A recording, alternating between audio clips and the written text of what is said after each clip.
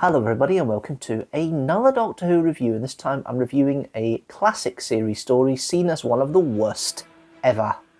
Do I agree?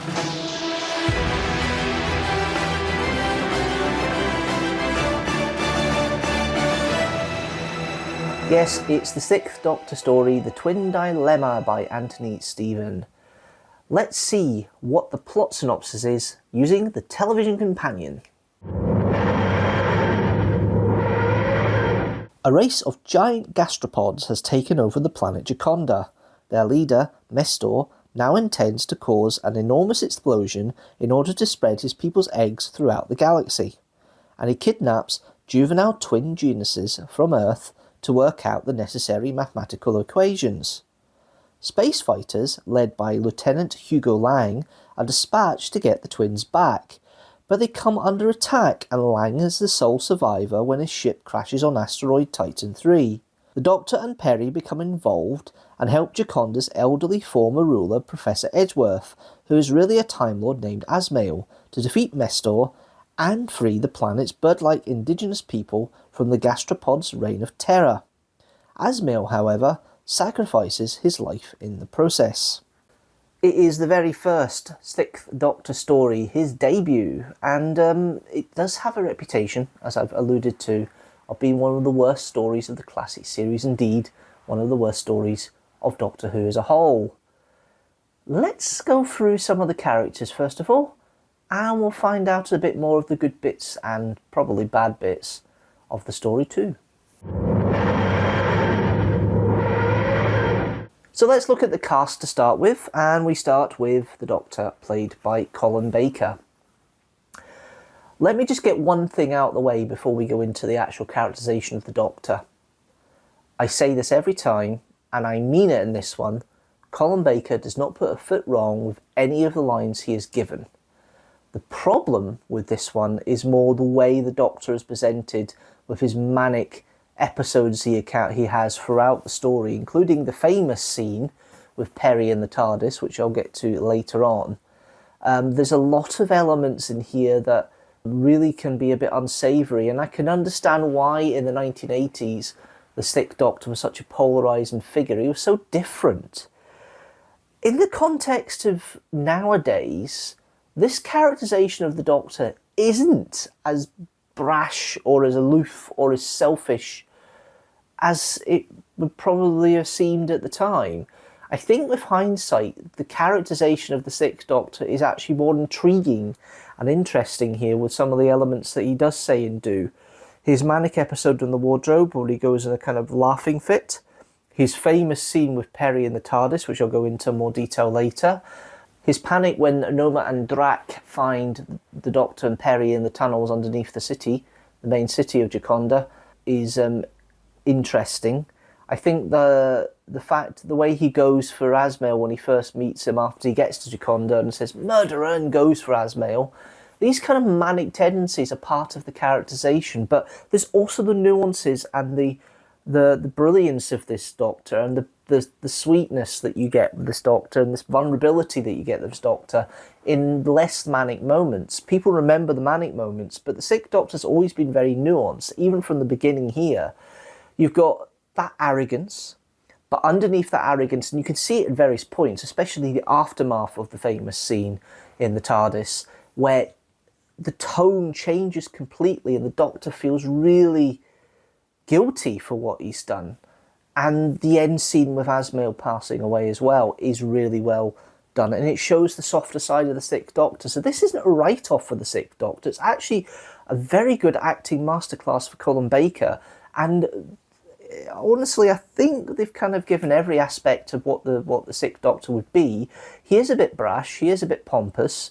It shows the good elements and the more just elements and the Doctorish elements are still there in abundance. It's just been masked with all the negative bits on top, and I think it is a rather unfair thinking about the Doctor as being a very bad characterisation, this incarnation, based on the initial story. I think Colin Baker hits it out the park from the start in regards to the way he performs it, I just think maybe the writers didn't find their feet with the Sixth Doctor really in time for him to mellow out properly. And you don't really start seeing the mellowing out of the Sixth Doctor until you get to Trial of a Time Lord, really. But yeah, it's a very good characterization here, and I think it's underrated in some respects, and I can appreciate why some of my friends in the Who community actually do appreciate Colin Baker a lot, because it is such a nuanced performance at times. It's so unique for the time. I would say only Sylvester McCoy has an even more nuanced performance at various points in the Doctor. The previous Doctors have all got that heroic edge to them. William Hartnell probably is the closest I could say to what Colin Baker's actually like, is a very much that kind of arrogance and aloofness that the Sixth Doctor has, which harks back to the First Doctor, and that's really interesting to see. We then have Peri, played by Nicola Bryant. Now, I don't know if they know what to do with Peri. This is the most clothed that she is for most of the following season. But this is the one where she's actually wearing, all right, a very 80s costume, but she's fairly well clothed in this one. And when she does get the chance to dress, you know, more conservatively, I suppose you could put it, it allows Nicola Bryant to be seen for the actress that she is. And she's a good actress here. I think maybe she's a bit over the top when it comes to the screaming side and the fear side. But there's certainly good bits here when she's getting the twins into the TARDIS near the end, and her agency to help the Doctor when they're going through the tunnels, and she goes with Hugo and the Doctor goes up to Asmail's laboratory. I think that's an interesting development for Peri in that respect. There's something missing with Peri's character here. She's not femme fatale. She's not Perils or Pauline. She's kind of an in between, but it's like a nothing in between. There doesn't seem to be too much about her. She's just there to run through the plot. There's a little bit of agency there, which you still get from the original Peri we saw in Planet Fire. But it's amazing how quickly the character goes downhill after this in regards to the agency she has and things like that, and the panicky and the screamy side that she has. But what Nicola Bryant gets in here, she knocks out the park just as well, and the immediate rapport between her and Colin Baker is evident. I think they hit it off from the start, and I think it's really a respect that's been there from the beginning. You could see that in the performance. I think the two of them bounce off with each other very well, considering the material they're getting. So yeah, I think it's a very calm, measured performance. I just wish the character was a little bit more, because it would have helped complement a little bit more. She's trying to fight this wildly antagonistic incarnation of the Doctor and is struggling a little bit, and that might be a bit real, but it also would be nice to have her a little bit more strong, headstrong, and a little bit more agency to try and counter what the Doctor's doing and saying at points, but she doesn't really get the opportunity. She's just there as the pretty companion, and that's a bit disappointing, I think. We then have the guest cast. We have Edgeworth, played by Maurice Denham, an established actor. He does a very calm performance as Edgeworth / Asmail. It's nothing to write home about. It's an interesting character as such, another Time Lord that has managed to rule the planet Jaconda in a kind of benevolent way, and then get overtaken by Mestor. That's interesting. The mind games that Mestor has and mind control has over this Time Lord is interesting. The fact he's in his last incarnation as well is interesting. I think it's a really intriguing aspect to the character, but there's not much really for Maurice Denham to do. He just sails through. He really does just sail through this, and it shows, because you don't really feel for Asmail at the end. There's no real love for him. He's just a character the Doctor knew, had a bit of a drunken time with when he was a couple of personas before, but apart from that, there's not really much to him. It's a shame, because that could have been a nice development of a Time Lord that the Doctor's found that's more a friend, and is probably the first one since Drax that actually was technically a friend. So yeah, it's interesting in that, and I think it's a missed opportunity, possibly. We then have Kevin McNally as Hugo Lang, one of his earlier roles. Very headstrong and brave. Again, it's more like a plot point. He's a plot in this. He's not a plot device. He's not really a headstrong character that really helps out. He's a good foil with Peri, but he's been led by Peri, and that gives Peri the strength to have a bit more character there, but it's nothing major. he's an okay character. He's an alright person, but I think his fear at the beginning of trying to shoot the Doctor and Perry multiple times doesn't quite work out. But once he realises that he's looking at the wrong side, then he's a decent character, but there's not much for him to do, if I'm honest. We then have Mestor, played by Edwin Richfield. It's very difficult in a costume like the one they've done for Mestor to get any sort of performance out of it, and it just sounds like Edwin is just screaming through this mask to try and give some sort of character. His voice is very big bad, and it doesn't really come across of anything significant, which is a shame. Mestor's an interesting concept, but it's not really realised that well in the writing. He's just a big bad. He's not doing anything major to it, and doesn't do much for me really. We have Drac, played by Oliver Smith, who's the other half of the main Jacondon pairing of Noma and Drac. He is the more friendly one with Asmael, and it's not really clear that he's the more friendly one. There's no indication that there's more loyalty from Drac to Asmael than there is to Mestor in this. It's interesting how that doesn't really come up until it needs to as a plot point, which is a shame, because it could have been nice to see that a bit more. He's just more a henchman otherwise, but it's played all right by Oliver Smith. I quite liked it. We then have the twins, Romulus and Remus, played by Gavin Conrad and Andrew Conrad. Wooden. They just spout the lines.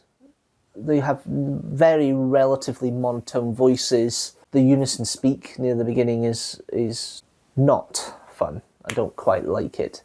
I think it's an annoying trait. And I just don't think they have the acting chops to really portray vulnerable children. They come across as too arrogant, too self-important, which of course is the premise of the twins. But they make him constantly unlikable because of it, and it kind of takes away the fact that these twins need to be saved, and kind of makes you think, well, I don't care if they die. I don't care if Mestor takes over their bodies. They're annoying little, and I'm not going to say the last word. And then we have Noma, played by Barry Stanton. Now, this is the interesting personal link for me, because I knew of this actor, and I knew he shared the same name as me, and it's the first time I've seen him a couple of things, but it's really an interesting link to the classic series that I have the same name as an actor appeared in the worst Doctor Who story rated by the fans of all time. I think that's just ironic irony there. I like the way Noma is played, though. Not because of the actor, but I think the way Noma's played, he's kind of like the contrived crony of Mestor, and it's played quite well because of that, and I quite like the way that Barry Stanton does it, and that sounds really strange, me saying it in the third person, but the way Barry plays it, it works for me, and I quite like the characterisation of Noma for that. There's not much to him. He is basically the henchman, but it's played pretty well, and I quite like it for that. A lot more bad than good, I think, is probably the thing here. I'll go into more about the downsides of the actual look of it and the writing in the production, but the bad bits for me, there doesn't seem to be much. We're just plonked in a situation of a planet that seems to have been ruled by a Time Lord before and has been taken over by gastropods. There's a little bit of background story about the gastropods taking over and ravaging the planet, but as far as I can see and as far as I can tell, it just feels rushed. It just feels rushed. It feels lacking. It just doesn't feel like a story that's trying, and it feels like they're out of steam, and it's such a bad look for a story in that respect, because the production-wise just doesn't match what the ambition is, and it's very much like Warriors of the Deep, except Warriors of the Deep at the beginning of the season had production issues due to limited time and not enough money spent on it. This one has just not got any money spent in it, and it looks really bad for it. I think the Doctor's manic episodes are too frequent. I think there could have been a bit more prolonged to show the manic there, but maybe if went more on the vulnerable side that comes out as part of that would have been better. It's the start of the 3-word repetition that the Sixth Doctor does for most of his era. Sweet, sweet, sweet, sweet. And, that repetition of various words that he says throughout it. He says about three or four different variations here in this one. But that comes from here. That's a characteristic that the Sixth Doctor does for quite a bit of time. The abrasive relationship between Peri and the Doctor starts here, and that's kind of a bad point as well, because he's supposed to set something up to make the Doctor likeable, and they did so much in the one go to make this Doctor so unlikable and so unsure at the time. I can understand why there's been a bit of a downside with the character at that point. Obviously, wasn't enough to completely wreck the ratings at the time, because the ratings kept fairly steady the following year when we went back to Saturday nights. But this one, it I don't know, it just doesn't feel right in that respect.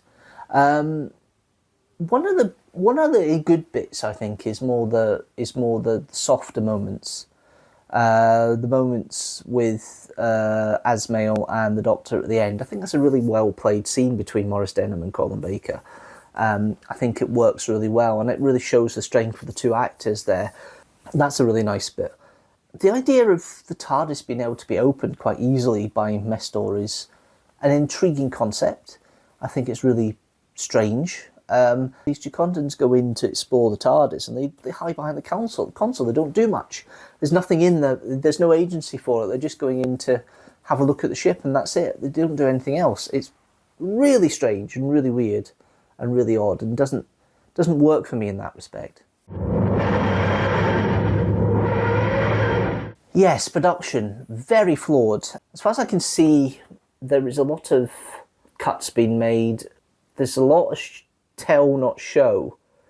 A lot of exposition in this one. It's quite wordy in its discussions. You've got basically 3 main sets. You've got Asmail's laboratory and the chambers for the eggs beside it, where all the eggs are stored. You've got the TARDIS, and you've got Mestor's throne room, so to speak. Those are the 3 main sets, and they bounce between them quite regularly. So it's very limited in budget there. I think the gastropods themselves are not really well realised. Very hard rubber. It looks like they might have reused the gastropods costumes they had for the Gravis and his kin back in Frontius. Looks very much like they've redressed them with a different headpiece, basically, which shows you how bad the budget was. I think the idea of these kids being kidnapped, even though they have great mathematical abilities, they weren't able to realise it as well as they could do because they had a budget limitation. And I think they could have realised it a bit better if they had a bit more agency with the technology they had and what they did. But they're writing on friggin' Perspex boards and things like that, and it looks weird. It just feels cheap, and it just doesn't work for me in that respect. Peter Moffat's direction is actually okay. He had a reputation at this point of being quite light, of directing with a lot of light, and the main 3 sets are quite well lit. I think the other sets are a bit darker, especially the set when they're going through the tunnels, because there isn't much set there. And I think he's doing a good job with what he's got, but he doesn't really direct the actors as such. The actors are left to their own devices, and I think that doesn't work when it comes to the twins, particularly the Conrad brothers, because I think it would have been better if they could actually have been directed a little bit more of what they need to do, and I don't think they've had the chance to. And the actors are relying on having their own acting skills here, which is a bit of a disappointment, and it looks like it feels rushed, it really does. The idea of a gastropod wanting to spread its eggs across the universe by blowing up the sun of Gioconda, by trying to force these 2 other further away planets around Gioconda, is an interesting concept, poorly realised in writing and poorly realised in production. It's an okay story, the basic premise is fine. I just think the way it's been executed just does not work for me, and it really does bring it down. And you can see why people don't like it, because there's just nothing really to get your teeth into. There's no great little element in there you can run with. Other stories that I've rated that are lower, quite low, there's always something in there that gets your teeth into it. With like Sleep No More, you've got the death person in there, bit token, but it gives an interesting element to it. Warriors of the Deep, the idea of the base and the parody of the Cold War, or the parable of the Cold War, is quite interesting. That works quite well for me. And then you've got Time Lash, which has the element of the link to H.G. Wells. This one doesn't have anything like that. It's just a story that has an idea, it fails, and it just completely brings everything else down. Malcolm Clarke does the music for this one, very much the stings and beats and boots that we see normally. He's all right with the atmosphere, and he scores Attack of the Cybermen, the next story, which is up there if you want to see the review for it. And he's all right with it, but you know, it just highlights the failings more than anything else. It doesn't help or improve it. It just makes it seem worse and look worse. This is a difficult story to watch through in some respects. When I say the phrase take your brain out, I usually mean you can enjoy it and still get the idea of the plot. Here, your brain just gets rotted in some respects. The acting is not the issue, as a general rule. The bit that gets me with this is just the production and the lack of care that seems to have gone into it, which really brings down the values of it. Even the Doctor Who stories of the past, there's always been some consideration about it, and consideration put into what's said and what's done. This has nothing of it, and it really brings it down to a level which is really poor. However, there is enough redeeming features from the actors and the way that they try and make the best of a bad thing to stop me from rating it lower than 2.5 TARDISes out of 5, but it's just on the edge of 2 TARDISes out of 5, but I will give it the generosity of 2.5 TARDISes out of 5. Oh dear, 2 Doctor Who stories in the past 6 that have had 2.5 TARDISes out of 5. The other one is Warriors of the Deep, which you can see up there. As both stories I've referred to here will be in the description down below as well. But let's see how that story stacks up with the rest of the Colin Baker era I've reviewed so far, and how it stacks up with the rest of the TV stories I've reviewed so far as well. The Twin Dilemma sits in alongside Time Lash with 2.5 TARDISes out of 5, and the best rated story of Colin Baker's era is Revelation of the Daleks with 4 TARDISes out of 5. At the bottom, the Twin Dilemma joins 3 other stories rated 2.5 TARDISes out of 5, Time Lash, Sleep No More, and Warriors of the Deep.